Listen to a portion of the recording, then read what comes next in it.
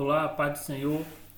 Essa manhã eu quero trazer uma reflexão com base em João capítulo 16, verso 33, que diz: Estas coisas vos tenho dito, para que tenhais paz em mim. No mundo passais por aflições, mas tende bom ânimo, eu venci o mundo.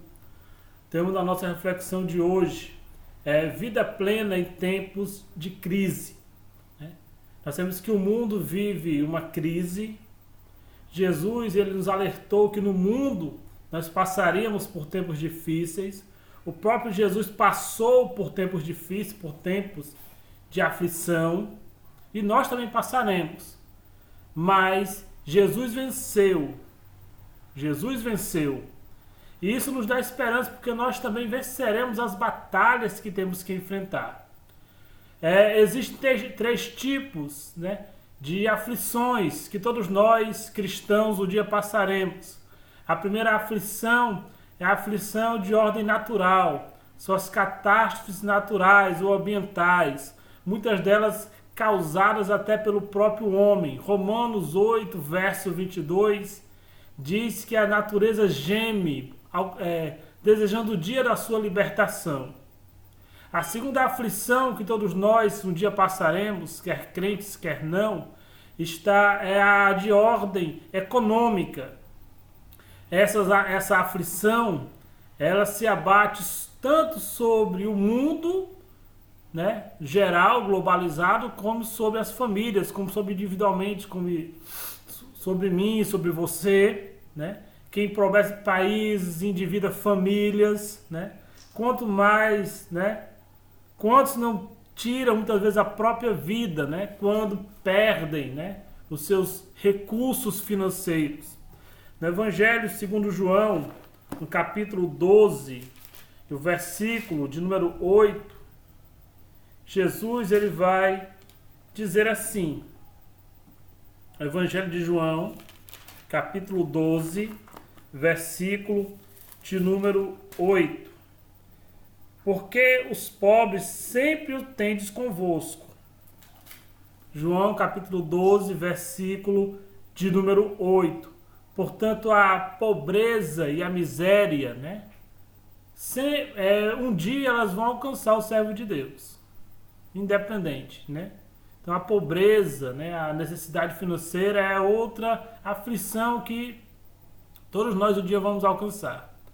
A primeira aflição é a aflição de ordem natural, a segunda de ordem econômico-financeira e a terceira a aflição de ordem física, são as doenças, são os problemas de saúde, que hoje são tão reais. Nós estamos vivendo em uma época de pandemia, de Covid, e onde nós vemos que a doença tem se espalhado, pessoas têm falecido, E isso também acomete o servo de Deus. Alguém pode até questionar, mas irmão, será que o crente fiel, ele não vai ser poupado disso?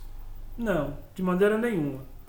Nós vamos voltar novamente aqui à carta aos Romanos, no capítulo 8, e o verso agora de número 23.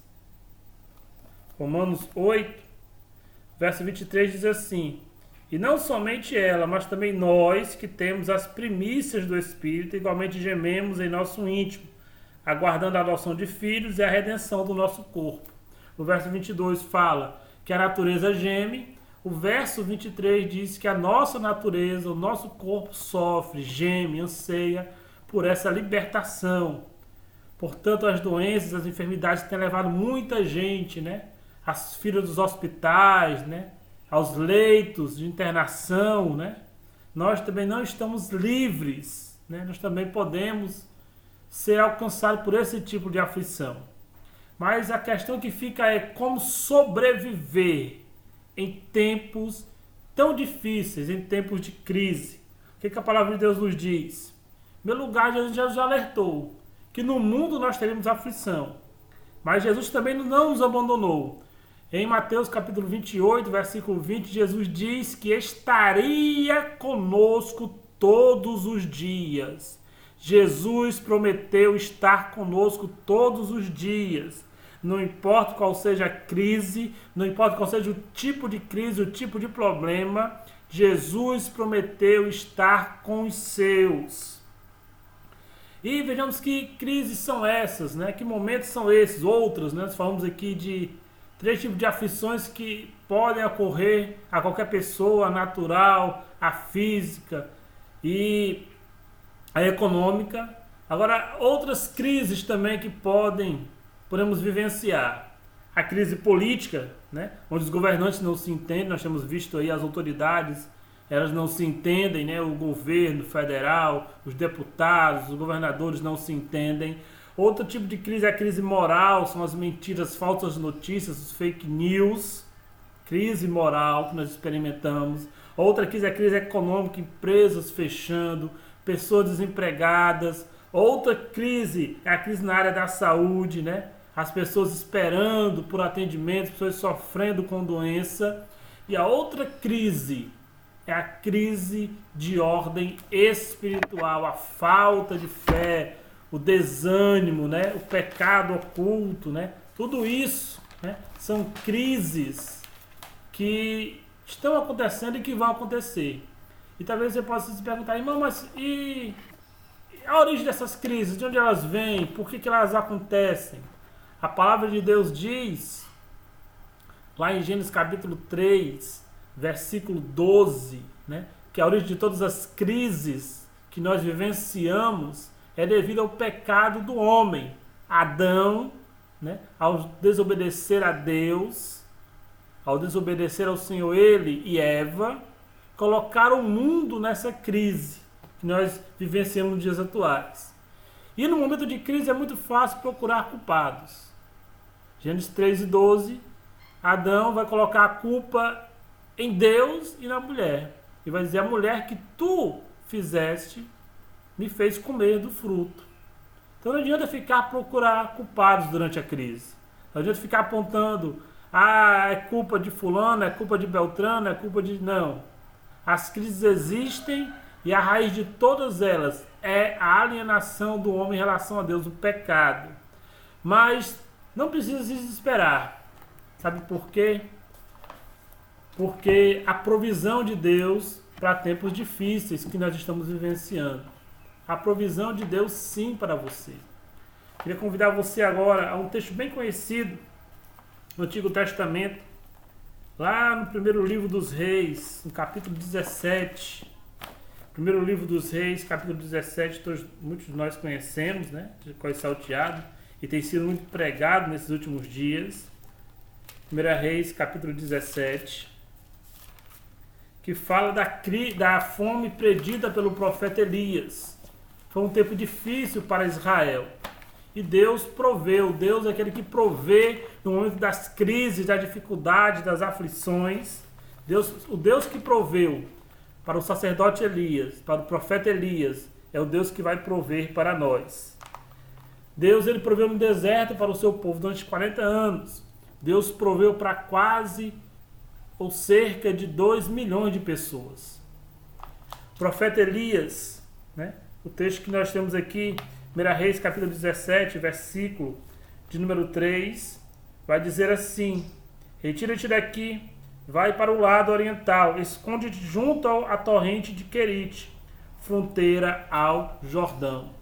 Era uma época de crise, era uma época de fome, era uma época de dificuldade, e Deus mandou que Elias fosse para o Querite.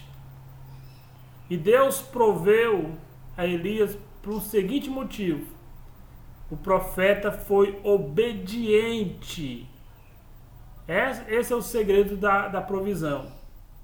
É a obediência. Deus proveu para Elias porque Elias obedeceu. A obediência nos faz experimentar a provisão de Deus. O povo de Israel muitas vezes no deserto murmurou, foi desobediente.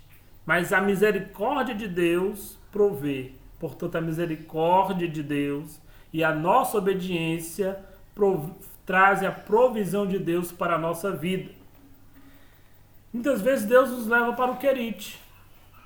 Deus nos leva para o Querite. O que é Querite? A palavra Querite, né? Não é apenas aquele riacho lá por onde Elias foi. O nome querido significa cortar para deixar do tamanho certo. Às vezes Deus nos leva para o querite, para trabalhar em nós. Talvez esse momento que estamos vivenciando talvez seja o nosso querite, onde Deus está trabalhando na vida de muita gente para deixar do tamanho certo. Depois Deus mandou Elias para Sarepta. Você conhece o contexto aí do capítulo 17. Ele foi lá para a casa da viúva. O nome Sarepta significa fornalha, crisol, forno de fundição. Aí os israelitas, irmão, mas como é que pode? Deus não estava o suficiente em mandar Elias para o querite. Por que Deus mandou Elias para Sarepta, para a casa da viúva? Porque além de Deus nos trabalhar em nós, para nos deixar do tamanho que Ele quer, do jeito que Ele quer, às vezes existem coisas em nós que precisam ser trabalhadas, que precisam ser mudadas. É no forno de alta fundição, onde o metal ele é purificado, ele é limpo das impurezas. Talvez esse seja um momento também do nosso Sarepta, onde o Senhor está trabalhando em nós, está trabalhando através desse momento de aflição, desse momento de luta, desse momento de problema que muita gente não, às vezes quer perder a fé, quer perder o ânimo, muita gente não sabe o que fazer. O Senhor está trabalhando na nossa vida, na nossa natureza. Louvado seja o nome do Senhor. 1 Reis 17, do 8 ao 16. Para nós aqui finalizarmos a nossa reflexão de hoje da palavra de Deus, a aflição é um estado de quem está em profundo sofrimento. A aflição é estar ansioso, estar angustiado. É possível que você esteja neste momento angustiado, ansioso, preocupado, nervoso. É possível que o crente que esteja passando por algum tipo de sofrimento até possa perder o seu ânimo. Olha o que o Senhor diz aqui no livro do profeta Isaías, capítulo de número 40, e o versículo de número 29. Livro do profeta Isaías, capítulo 40, verso de número 29, diz assim a palavra de Deus. Ele faz forte ao cansado e multiplica as forças ao que não tem nenhum vigor. Talvez você esteja cansado, talvez você esteja sem vigor, talvez você esteja sobrecarregado de tantas aflições, de tantas lutas, de tantos problemas que tem enfrentado. Eu não sei qual é o problema que você tem enfrentado, se é de ordem financeira, espiritual, econômica, não sei qual é a crise que tem se abatido sobre você, não sei qual é a aflição que você está enfrentando, mas de uma coisa nós sabemos: o nosso Deus é o Deus que provê, o nosso Deus é o Deus que dá força. Se você está cansado, Ele vai te levantar, Ele vai te erguer. Louvado seja o nome do Senhor. E é possível, acima de tudo ainda, irmãos, nos contentar em tempos de crise.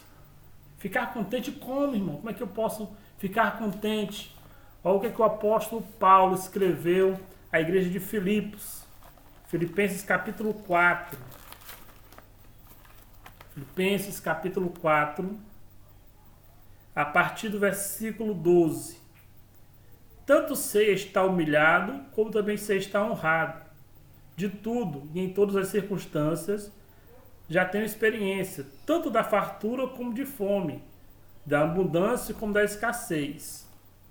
O apóstolo Paulo é um homem que estava acostumado a enfrentar tempos difíceis, tempos de crise, tempos de aflições. Eu não sei se você tem passado por outras aflições, mas é possível aprender com Paulo que, apesar de todas as necessidades não serem satisfeitas daquilo que você está necessitando nesse momento, talvez você não tenha ainda obtido a solução para a sua necessidade, Paulo nos aconselha que tempo de crise é tempo de crescimento. Paulo também escrevendo aos Coríntios, segundo os Coríntios, no capítulo de número 2, o versículo 4. Olha o que Paulo diz. Paulo não desanimou. Paulo não se abateu. O que Paulo diz? Porque no meio de muitos sofrimentos e angústias, de coração vos escrevi com muitas lágrimas, não para que ficassem entristecidos, para que conhecessem o amor que vos consagro em grande medida.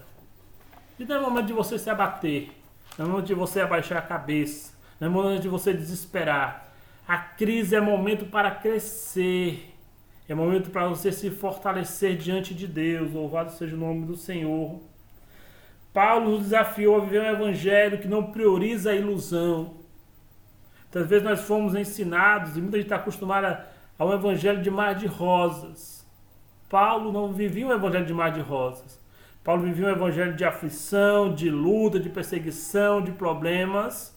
Mas Paulo não estava abatido. Paulo não estava desanimado. Quando Paulo escreve aos Filipenses, né, a igreja de Filipe, Paulo está preso. E são as chamadas cartas da prisão, Efésios, Filipenses, né, aos Colossenses. Quando Paulo escreve, é onde Paulo dá os seus maiores conselhos. E no momento Paulo passa tristeza, e no momento Paulo passa preocupação, e no momento Paulo passa angústia. Pelo contrário, a carta aos Filipenses é a carta da alegria. A carta da alegria. Querido, a crise é momento para você amadurecer diante de Deus. Louvado seja o nome do Senhor. Mesmo que a realidade ela seja um espinho para você, mesmo que as lutas tenham te ferido por dentro e por fora, quero dizer para você nesta manhã, se fortaleça diante de Deus. Ainda que no 2 Coríntios capítulo 12, e o versículo de número 9, segunda carta de Paulo aos Coríntios, capítulo 12, versículo de número 9, se você quiser depois aí ler também, né, o texto bíblico, é interessante, né, porque a Bíblia diz que o crer vem pelo ouvir, e o ouvir a palavra de Deus. 2 Coríntios 12, verso 9. Então ele me disse, a minha graça te basta, porque o poder se aperfeiçoa na fraqueza. De boa vontade, pois, me gloriarei nas fraquezas, porque sobre mim repousa o poder de Cristo. Paulo estava enfrentando um tempo difícil, né? O contexto fala que Paulo tinha uma enfermidade. Enfermidade essa que nós não sabemos qual era. E Paulo vai questionar o Senhor. E a resposta de Deus para Paulo foi que ele se contentasse, porque ele tinha a presença de Cristo. E Paulo vai entender, depois da palavra de Deus, que o poder do Senhor estava sobre ele. E o poder do Senhor iria fortalecê-lo a enfrentar aquele momento difícil. O problema pode ser grande, a luta pode estar travada, né? O horizonte pode estar tenebroso, difícil. Mas aprendemos com Paulo que é possível viver livre da opressão, da depressão, das nossas próprias necessidades. Isso é amadurecer, isso é crescer em Cristo. Cresça, querido, em Cristo, amadureça a sua fé. Esse momento o Senhor tem dado para nós amadurecermos a nossa fé. Salmo de número 42, livro dos Salmos, Salmo 42, o que é que o salmista também nos aconselha? Livro dos Salmos, Salmo 42, versículo de número 11, vai dizer assim a palavra de Deus. Salmo 42 e 11. Porque está batida a minha alma? Porque te perturbas dentro de mim? Espera em Deus, pois ainda o louvarei. Ele é meu auxílio e meu Deus. Não adianta você atribular a sua alma, se perturbar eternamente, perder o seu equilíbrio. Espere no Senhor, né? Embora na sua necessidade íntima, as necessidades mais profundas que você tem necessidade no momento, talvez ainda não tenham sido supridas, confie no Senhor. Há um lugar de abrigo nos dias difíceis. Há um lugar de refúgio nas horas de aflição. Sabe que lugar é esse? Esconderijo do Altíssimo. Salmo 91, versículo 2. Aquele que habita esconderijo do Altíssimo, a sombra do Onipotente descansará. Ele existe um lugar de refúgio. Não é na sua alma, é na sombra do Altíssimo, é em Deus. Para nós concluirmos aqui nesta manhã a nossa reflexão. Isso não fala de autossuficiência, né? Quando nós lemos aqui Filipenses 4:3, todas as coisas eu posso naquele que me fortalece. Não é porque eu sou todo-poderoso, não é porque eu sou crente, o super crente, não, de maneira nenhuma. Isso fala da dependência de Deus. Quando Paulo escreve aos Filipenses, no capítulo 4, versículo 13, todas as coisas posso naquele que me fortalece. Não é orgulho, é dependência de Deus, é confiança contínua diante das provações. É perfeitamente possível, sim, desfrutar da paz do Senhor no meio das provações. É possível, sim, vencer as crises, seja emocionais, existenciais, físicas, econômicas, financeiras, políticas, morais, não importa quais sejam os problemas que nós vamos enfrentar no nosso dia a dia e ainda ao longo do decorrer deste ano. João 16:33, que foi o texto que nós lemos como base da nossa reflexão. No mundo tereis aflições, mas tem de bom ânimo, tenha paz, tenha fé. O Senhor padeceu, o Senhor sofreu, mas o Senhor está conosco para nos fortalecer. Lembre-se do conselho de Paulo. Eu posso, não porque sou autossuficiente, não porque sou melhor, mas é porque o Senhor me fortalece. Que o Senhor te fortaleça neste dia e que Deus em Cristo te abençoe. A paz do Senhor.